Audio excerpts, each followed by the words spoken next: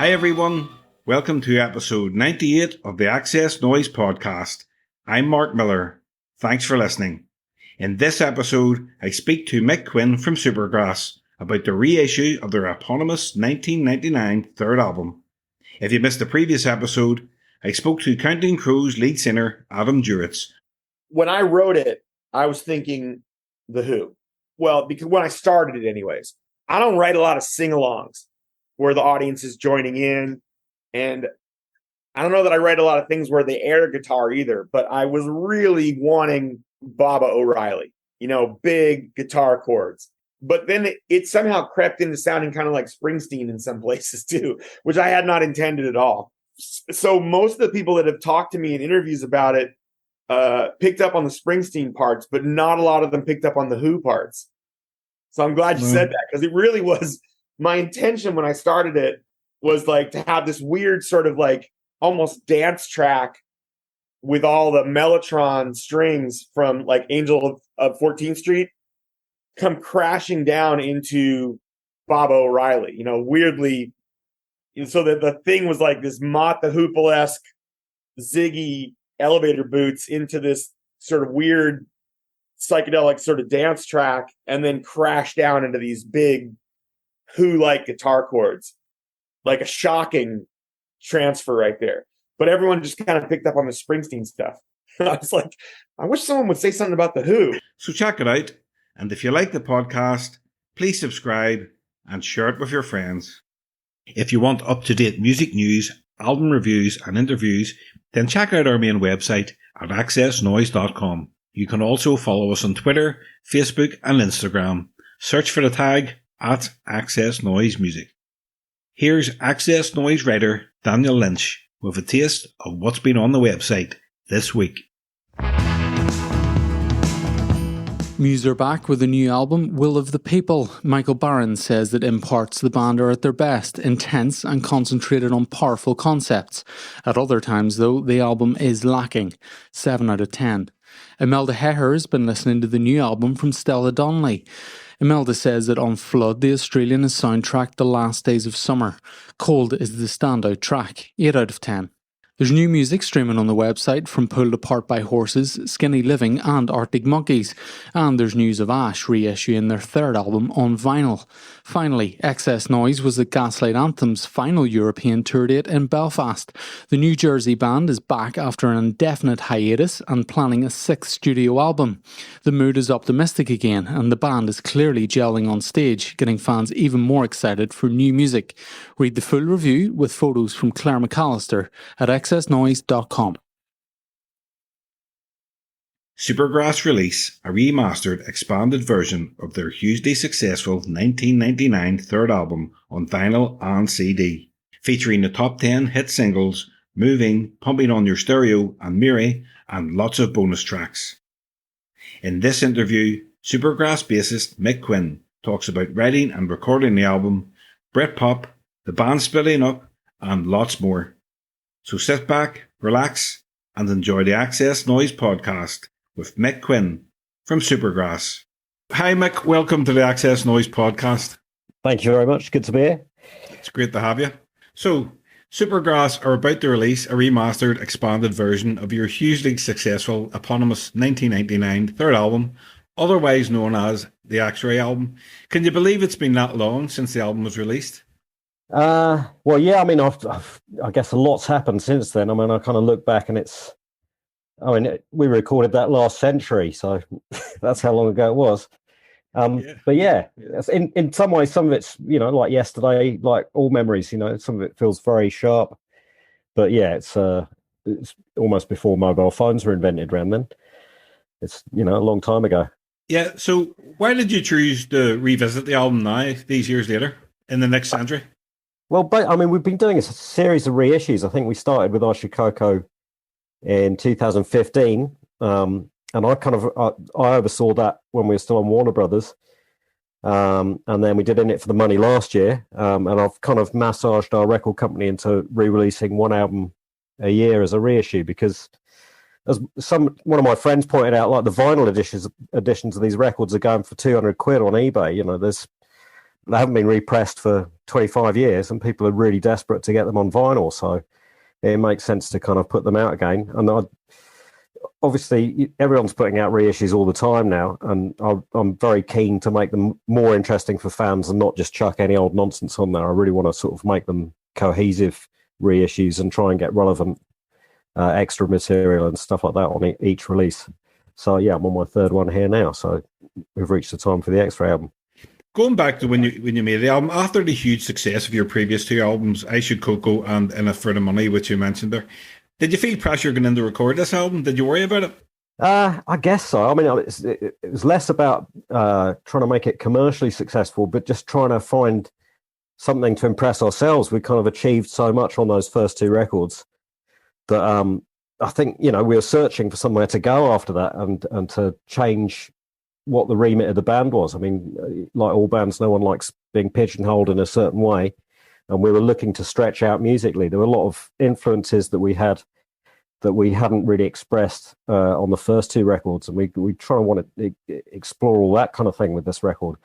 So we put ourselves under a lot of pressure. We also, rightly or wrongly, went without a producer and attempted to produce it on our own, which is, adds an extra pressure as well. No one's going to hold your hand through it. So, I mean, obviously we're using John Cornfield, who engineered both the previous two records and was working as co-producer, I guess. But we were pretty much, we're our own taskmasters and we're pretty hard on ourselves. So, yeah, it was tricky. Yeah, well, that's the great thing about Supergrass. Each album is completely different from the last, which is what I enjoy. I mean, when you went into the studio to record this one, I mean, it was the tail end of Britpop. What was the vibe like in the studio? I think we went crazy in the first week. I remember we actually hired in a full-size harpsichord at great expense, and just with no idea what we were going to use it for. So it was quite, I don't know, we went a bit bonkers because we had no one sort of to tell us off or to, sort of rein in the budget. So we were kind of quite free. We just kind of, we weren't kind of looking at Britpop collapsing and thinking, well, we've got to find an exit strategy here. We were just kind of, we did dive in and just sort of saw what came up subconsciously, even though we were feeling the pressure. We thought we'd just stretch out and mess around, and then as it starts taking shape, we'll kind of hone it down. So yeah, the initial part of it was fantastic. It was just very free, and anything could go. And then later on, it became more work, I guess. Yeah, and some of the album was recorded in the famous Sawmill studio. I've heard, now you can confirm this, I've heard it can only be accessed by boat at certain times of the day. Is that right? Well, yeah, for getting the gear in, there's actually the China Clay trains run past there as well. So there's a train track, which you can walk along illegally late at night because you're not supposed to. And that's the only other way in. But yeah, if you want to get any of the gear in, like a piano or guitar amps, yeah, you have to wait for the tides to come in and out so you can get under the bridge. So it's fantastic because your record company are never going to bother to try and hassle you because they can't get there. Yeah, but it must be awkward for to get to the pub. Well, yeah, but you walk down the train lines, obviously after you've had a few, you kind of, you're going to walk straight down the middle and, play chicken with the trains and stuff. But yeah, so you could get out to the pub if you're up for the big walk. We'll get into some of the tracks that's on the reissue, but I would like to talk first about the promo video for the album's first single, Pump It On Your Stereo. It was produced with the Jim Henson's Creature Shop. The video featured the band as Muppets. It's a brilliant song, and the video was amazing. Who suggested that concept? How did that happen? That was Garth Jennings, who was the director. I mean, basically, I think the record company at that point were looking for us to do another all right kind of video and really poppy. And Garth Jennings came along, and he came along with this really bright poppy idea, but it's actually quite subversive and quite weird in its own way. It's not what the all right video was. It's not sort of chirpy. It's kind of, it's kind of very odd and surreal at the same time. But yeah, he went on to direct Hitchhiker's Guide to the Galaxy and has got a huge film career now. And so it was great working with him. But yeah, he came up and said, I've got this idea of working with the Muppets, do you want to do it? And we said, yeah. So, we're big Muppets fans, huge Sesame Street fans, and we met Miss Piggy Seamstress. It's fantastic. I love it. In the new edition of the album, there's 2 reimagined singles by John Lackey and yourself, and 2 remixed deep cuts by yourself and John Cornfield. Tracks are Moving, Beautiful People, Pumping on the Stereo, and Born Again. Why did you choose to go back and revisit those songs? Well, actually, I went back and revisited all the songs to start with. I think, the decision to kind of do a remix is off the back of having done the previous 2 albums as remixes, and a lot of the extra material on that was live recordings. And when I came to search down for live recordings for this record, the kind of crossover between the touring we were doing for In It for the Money and this record was so close that I thought, people aren't going to want to hear us playing All Right Live again on the extras and Called by the Fuzz and all these other tracks within there. So I had the idea of, and also because we'd released Going Out as a record store day single previously, we'd actually tracked down the original digital stems of the album, which hadn't existed on the previous 2 records because they were done on audio tape or whatever. So this record was the first digital record we'd ever made. So John Cornfield had tracked down these stems for the record, which was fantastic because you could get in there and remix the album for the first time, and in a quite simple way. So I was sort of sitting there in the lockdown in January, February earlier this year thinking, I've got nothing else to do. Why don't I just grab these stems and have a crack at remixing the tracks? And I found out John Leckie lived in about 3 villages over from where I live, because I just had the idea of doing some stuff with him, and I gave him a ring and he was up for doing some as well. So that was the idea. It was just a bit of fun, really. I mean, it was just something to do, and it was because it was technically possible to do it that you could get back into it, and it was a fantastic way to fill in those 3 months of sitting around and not being able to go anywhere. Yeah, I'm sure. I know. I really enjoyed the new versions, the new mixes. They're really, really good. The reissue comes with demos, B-sides, and live tracks. Is there anything in particular you're glad is on there that you found? When you were digging around. Yeah, I mean, I was looking for unusual things that I hadn't really heard before, or things that just popped out. I mean, there was a great version of Jesus Came From Outer Space that me and Gaz had done as an acoustic thing. I remember doing it because we both had huge hangovers. But it was in Seattle, I think, and just this version of Jesus Came From Outer Space, which we'd never normally play it acoustically, so it was unusual to hear it in the first place. But it was just a great spontaneous kind of thing, and quite ragged and loose and hungover, but it's just got this certain quality to it. But there are other things. There's a great live version of Born Again that we did in Melbourne, which sounded amazing as well. And I actually found some video footage that someone had taken of us at the airport, actually catching the plane to Melbourne to play that show. So I nicked all the tannoy noise from the airport and mixed that into the front of the live track just to give it a bit of ambience, and it kind of works beautifully. It's a nice little moment. On the main album, my favorite track is Moving. What song means the most to you on the album? Well, there's different tracks. I think I'm more attached to the ones at the back of the record. I mean, there's Mama and Papa. There's a song. I mean, I predominantly wrote the lyrics for that, and Gaz had written the guitar part, and that's a very sensitive kind of song. But it's very unlike the rest of Supergrass. And we kind of, I just wrote it really quickly and not too self-consciously, and just sort of laid it down. And that still kind of stands up in a strange kind of way. Far Away is another fantastic track. The outro on that was written maybe about 4 months after the rest of the track, because we just couldn't come up with an ending. And again, I was just sort of, I remember reclining in this chair in the control room, listening to it very loud and spinning round, and just coming up with the vocal at the end, just like a flash, and putting it down in about 20 minutes. And then we'd finish the track, and just sort of memories like that come back to me. But Moving, again, is classic, and stands up totally. We must talk about your most successful single, All Right. It was released with Time as a double A-side single. Time is another great track from your debut album, Coco. It's Supergrass anthem. It's a perfect pop song. You wouldn't be able to play a gig without it. We have. Was there a rat? No, I mean, I don't know. I think we're moving on, like second, third record. We've moved off the first record now. I mean, it might be a big hit to everyone else, but we're somewhere else. But you can get away with it. Yeah, but not at festivals. No, definitely not. But when you finished that song, did you have any idea how special it was? I think I had an inkling when we had it as a demo. I mean, it's kind of, even at the demo stage before we finished the lyrics and stuff, it kind of had, it's such a simplistic melody that it kind of just cut right across. And I didn't know it was going to be a huge single, but I thought this song's really catchy. It's somewhere outside the rest of the tracks. But I think also when we were putting it down in the studio, it just felt very bulletproof, and there's no flab on it, really. It just goes from one spot to the next, and there's nothing dead wood about it. So yeah, kind of had inklings, but you never know. You know, it could have been easily overpassed, and someone might have picked up on something else. Who knows? But yeah, it worked out nicely in the end. Absolutely, it's a perfect pop song.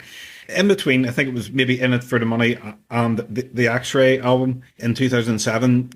You had an accident. You were hospitalised in France after falling out the first floor window of a rented villa you were staying in with your family. How did that happen? Yeah, I mean, I basically, I was on holiday. I think I'd driven right across France the previous 2 days, so I was not in a very good state.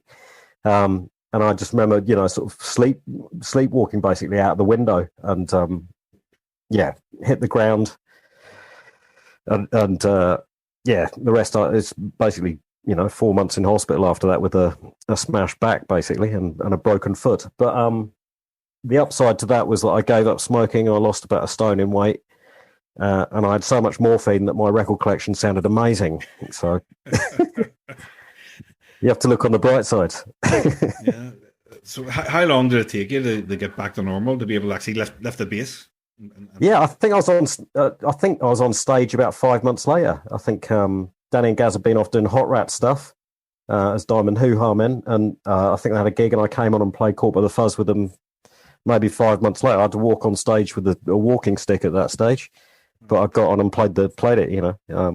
But yeah, no, it was a very hard experience. But I just remember getting extremely fit after that for a while, and being quite strong, quite fast off. And I don't get much jip about it nowadays. Did you look at things differently after that? Sort of put things into perspective in different ways?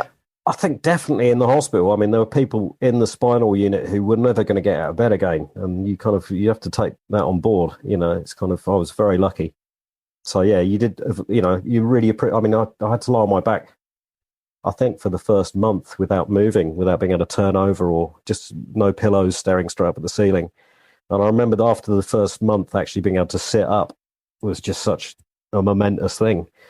And everyone takes that for granted every day, the fact you're upright and you can move around. It's kind of, so it makes you evaluate and appreciate what you got, really. Thank God you're better.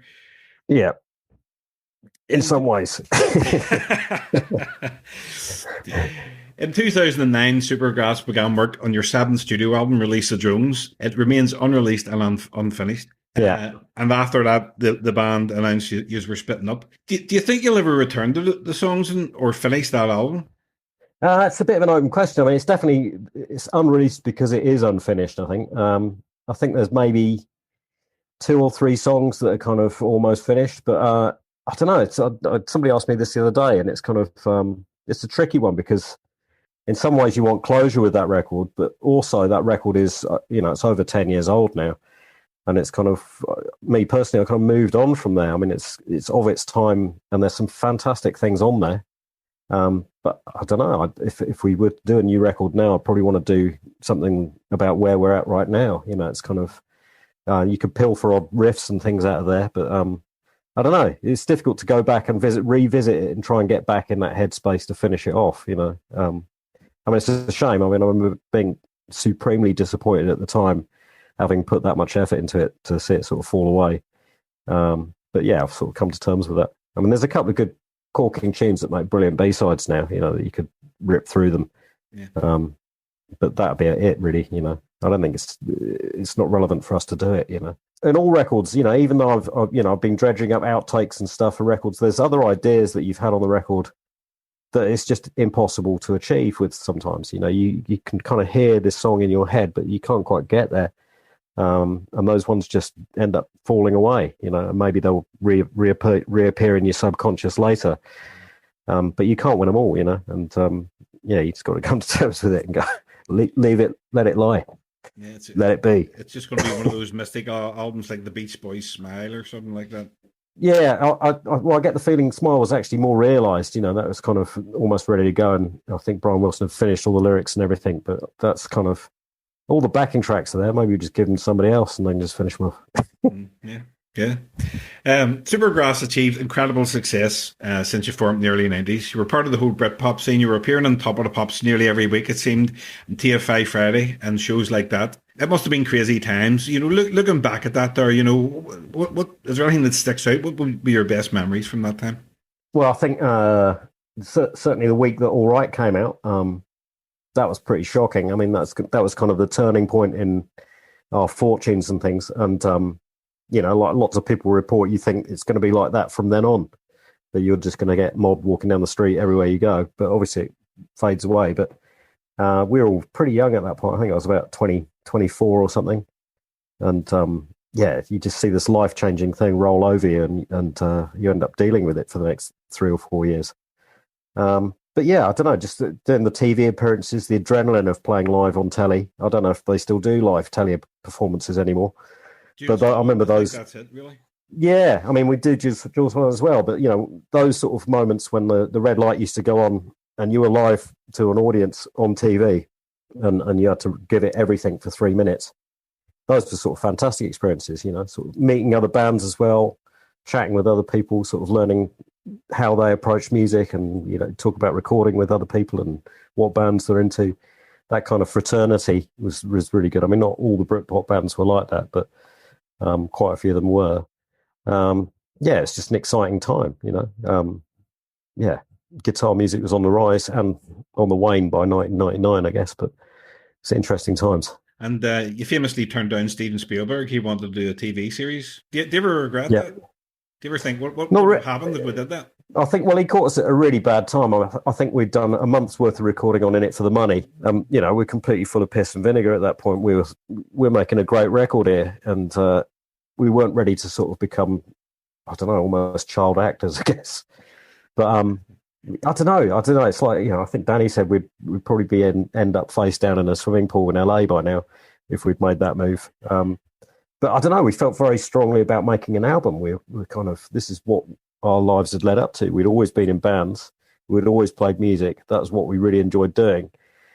There's no way we were sort of doing film extras or trying to do amateur dramatics and stuff. And we didn't feel like being somebody else's piece of Play-Doh. It was kind of, we wanted to take our own fate in our own hands. Yeah. So didn't need the cash. You weren't doing it for the money. Yeah, exactly. We weren't in it for money. Apart from the new reissue, if you were to recommend one of your albums to someone who had never heard Supergrass before, what album would you choose to start with? That's a tricky one. I mean, I think all the records kind of represent different shades. I think, for me personally, the album that I could sit down and listen to quite easily is Road to Ruin, because it's very relaxed and that's just easier to listen to for me. In It for the Money is a great record. I mean, just because it feels very well balanced and it's a very complete record. One of those two, or Aisha Coco, but Aisha Coco kind of it's kind of too obvious in a way. Your last album, Diamond Hoo Ha, was released in 2008. You did get together. You have been touring. You've been touring this year. You've been playing live shows. Are there any plans for a new album down the line? Not as such at the moment. I think, I never say never. I think the problem with trying to record new stuff is drawing us all together in the same kind of musical vein. I mean, the band kind of split up in 2010 due to musical differences, and that's a cliche in itself, but it's kind of the nugget of it. I think people are sort of pulling in different directions in terms of where they want to take the music, and that I think we had to juggle that over the years to accommodate everybody's tastes and stuff. And I think as you get older, you kind of want to compromise less, and it's difficult to get people to move out of their comfort zones, including me.